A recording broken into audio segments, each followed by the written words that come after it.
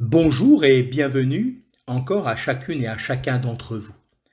Nous poursuivons notre partage autour de cette parabole du Fils prodigue que nous trouvons en Luc 15 et je lis maintenant les versets 13 et 14.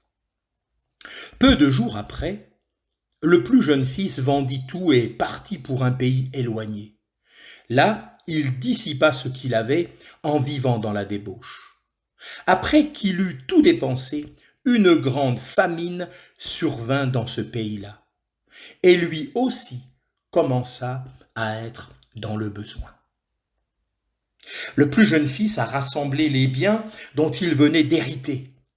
Il a quitté la ferme de son père, attiré par les lumières qui brillaient dans un pays lointain.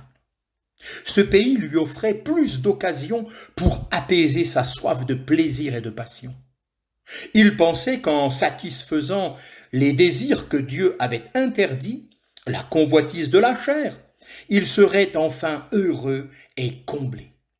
C'est le mensonge de Satan et la conduite insensée de l'homme depuis la création du monde. La sagesse, l'un des thèmes principaux du livre des Proverbes, nous met en garde contre l'illusion que donne le péché.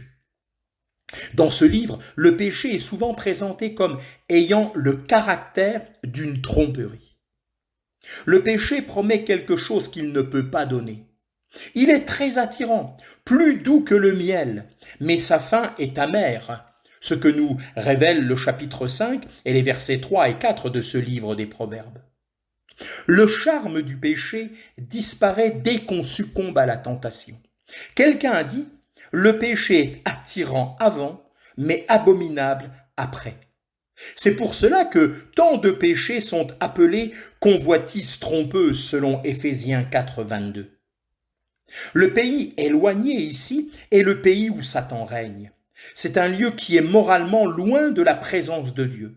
Dans ce pays éloigné de Dieu, le chef de ce monde, c'est-à-dire le diable, conduit les hommes par leur convoitise à la colère et à la destruction éternelle. Après qu'il eut tout dépensé, lui aussi commença à être dans le besoin. Voilà ce qui se passe dans le pays de Satan. On dépense tout et on ne nous donne rien. Personne ne donnait rien au pauvre jeune homme. Il apprenait une leçon. On sera toujours déçu parce que l'argent peut offrir, quand on méprise ce que l'argent ne peut jamais procurer. Il pensait être libéré du service à la ferme de son père, mais peu de temps après, il a été obligé de travailler pour l'un des citoyens de ce pays-là. À quoi suis-je asservi? Nous sommes soit des esclaves du péché et de Satan, soit des esclaves de la justice et de Dieu, nous dit Romains, chapitre 6, verset 16. Et je pense qu'il est intéressant pour chacune et chacun d'entre nous de réfléchir sur ce sujet. Que le Seigneur nous accorde sa grâce.